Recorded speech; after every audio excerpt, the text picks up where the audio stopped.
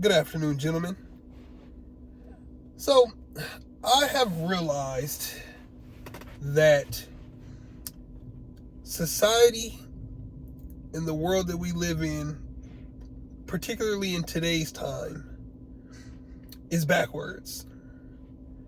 We live in a society and culture that is backwards. And what I mean by that is bad is good and good is bad. Pleasure is pain and pain is pleasure. So let's think about this for a second. If you think about your average person, well, we're talking about gentlemen, so we'll say guys. Let's stick to the guys. Your average guy overeats, is out of shape, is paycheck to paycheck, and spends the majority of their time smoking cigarettes, vaping, smoking weed,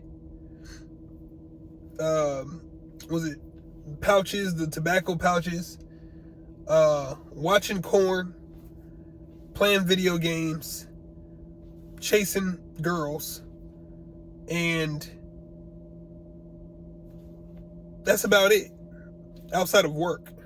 But even the people that work, a lot of them are paycheck to paycheck, don't have any savings, no financial literacy. Oh, also forgot, hours on social media, addicted to dopamine. That's what all of this culture facilitates and encourages. And maybe it doesn't encourage it by blatantly doing so, but like I said in my last video, you're constantly being influenced. You're constantly being sold to. Even here on YouTube, every video that you watch, for the most part, eventually, at some point or another, they're going to sell you something. You know, that's just what it is.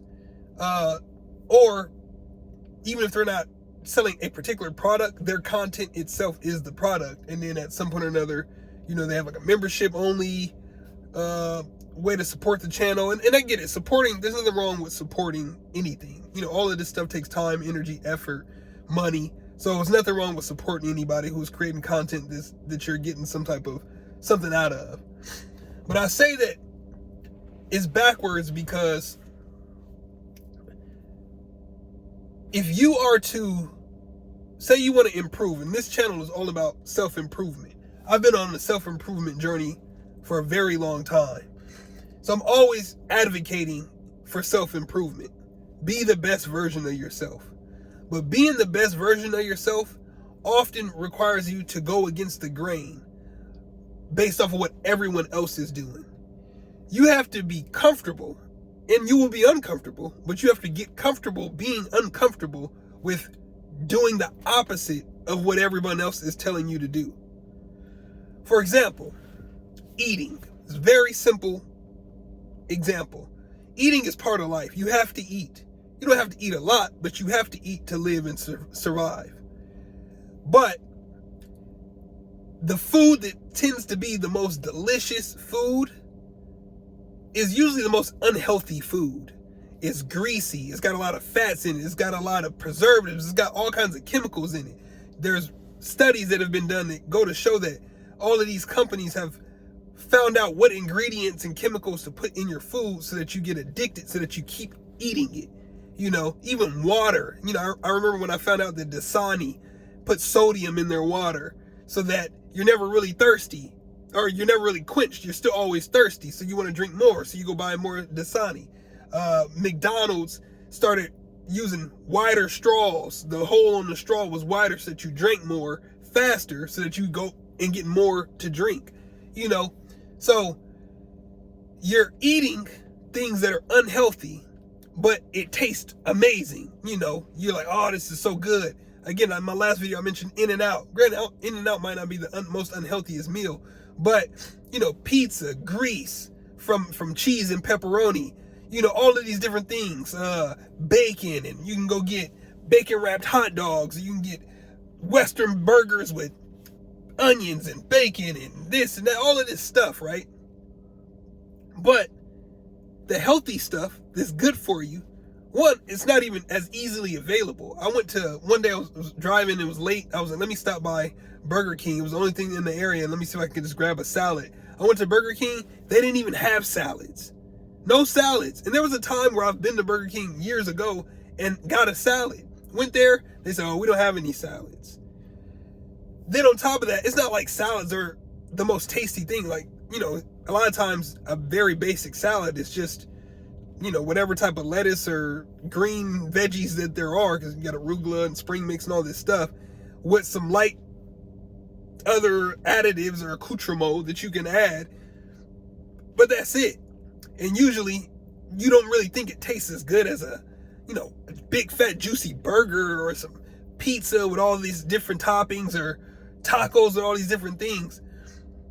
The healthy stuff is usually the least taste, like it's not as tasteful, it's not as good.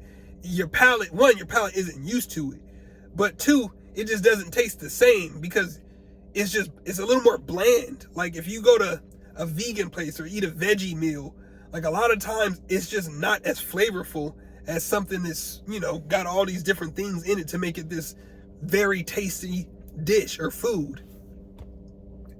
That's just one example. But it's backwards. Everything is backwards. What's bad for you is good, and what's good for you is bad. Let's talk about exercise. I tend to see a lot of people more and more these days that are overweight. And I tend to be in pretty decent shape. I'm actually working to get in better shape, for my own self-improvement. I think being in shape is one of the best things that you can do if you have high goals for yourself, because that's the one thing that you can do that doesn't really require anything other than consistency and discipline. It doesn't require money. You don't need money to get in shape. You can sit at home and just work out doing push-ups, sit-ups, dips on a chair, crunches, ab works. You can go for walks. You can do all of these different things. You can watch what you eat, going back to the food thing, and can get amazing results from just being consistent. But because everyone eats what I just mentioned, unhealthy foods, not everyone, but that's the majority, that's what you mainly see, you get looked at weird or hated on for being in shape. People want to say, oh, you're so skinny. Or if you got muscles, they say, oh, you think you're so cool because you got muscles and you're ripped. Misery loves company. People don't often want to see you doing better than them if they had the same goal and they didn't follow through, but you did. We're all mirrors of each other. They say that in most relationships. You're mirroring each other. So a lot of times there are wounds or insecurities, or people become self-conscious because they see you thriving in a certain area, and it may be an area in their life that they wish that they were doing the same in or better in, but they didn't stick to it. They didn't have the discipline. So they're jealous. They think that you're better. They think that you think that you're better than them when you're just doing your thing. You just like, hey man, I just get up and do it every day. But you're villainized for being in shape. Another example is drinking, smoking. I've participated in all of them, but I haven't drank in, I don't know, it's been like September, October, November, December, January, February, March, April, May. It's been like 8 months since I drank. And I didn't stop drinking just to, for any particular reason. I just decided I'm not getting anything out of this. I'm just doing it because I'm socially drinking, but it's not adding anything to my life. It's not helping me be better in any particular way. If anything, it's making things worse because I'm doing something unnecessarily. For what? What am I doing this for? But when I tell people, if I go out to events and golf tournaments and all these different things that are social gatherings, and people want to drink, or they say, let's go grab a drink, whatever, and I say, I don't drink, or I haven't drank, and sometimes I get a side eye, oh, really? Like why? Or sometimes people say, oh, that's cool, but then there's also people that hate on you. And it's again, drinking's not good for you. There's no real benefit to drinking alcohol. I know that there's the whole have a glass of wine, antioxidants and all of that. But it's literally poisoning your body. It's a bunch of sugar, it's a bunch of calories. Like, it's not going to help you in any way for the most part. But people drink every weekend. You know, every bar, club, restaurant, they're all pushing like alcohol, drink, there's ads for it, commercials, all of these different things. Because what's bad for you today is marketed to you as being good. Vaping is like, oh, now you got different type of vape cartridges, or I don't even know what you call them, vape pens. They got flavors, all this different stuff. But none of that is actually good for you. But you like it. It's actually pretty bad for you. But again, everything's backwards. So what you think you like is actually hurting you. And that's the main part of this video. That's the main thing I want to emphasize, that I'm realizing, is what you think is pleasing to you is actually hurting you. And that's a pretty twisted thing to think about, because you make these decisions in life thinking that something feels good, but the reality is it's hurting you. You're hurting yourself, and it feels good to you. It tastes good to you. Think about that. Why do we think that something that feels good to us or makes us feel good is actually not what we think it is? It's actually hurting. It's hurting your lungs. It's shortening your lifespan. It's affecting your ability to have discipline and self-control. It's affecting your ability to save money. You know, all these things cost. Cigarettes cost, vape cost, drinks cost, weed cost, doctor visits cost. You barely have money as it is, but you're spending it on all these vices and habits. Hurting yourself, hurting your pockets, hurting the time that you have on this earth. Maybe you think that's going to help you escape reality or your problems. But again, it's crazy to think that what feels good to you is actually hurting you, but you think that it feels good. And maybe it does feel good for a very short period of time, but it's hurting you in the long run. Watching corn, how many studies have they said that what corn does to the brain? Self-pleasure, what it does to you, how it affects your performance, all of these different things. But in the moment, it feels good to you. But the reality is that it's hurting you. So you actually enjoy hurting yourself. Whereas what would actually hurt you, what would be painful to you, discipline, going to the gym, working out, sweating, doing workouts that make your muscles burn. The next day you're sore, you can barely move, eating foods that might not be as delicious as other things. Like, I haven't eaten bacon in a long time, or pepperoni. I love bacon and pepperoni, but I haven't eaten it. It's like, oh, I give up these things. Discipline, sacrifice. The sacrifice hurts. The sacrifice is painful. Not being able to get drunk and black out, or take shots, or try the latest strain of weed, or watch this girl on the screen, or whatever it is. Save money, like not go to these parties, miss out on all these events, whatever it is that you've given up. That hurts. That's painful, but it's good for you. The sacrifice is actually good for you. The pain is actually good for you. They used to say no pain, no gain. But I argue that more pain, more gain. The more that you sacrifice, the harder you work, the harder you get up and push yourself, the more that you're disciplined on not spending money or wasting your money or wasting your time, the better you're going to get. The better the results will be in your life.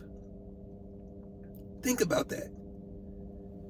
Pain, what hurts, discipline, sacrifice, being the outcast, going against the grain. Those things are what's good for you, because they will help you get further in life.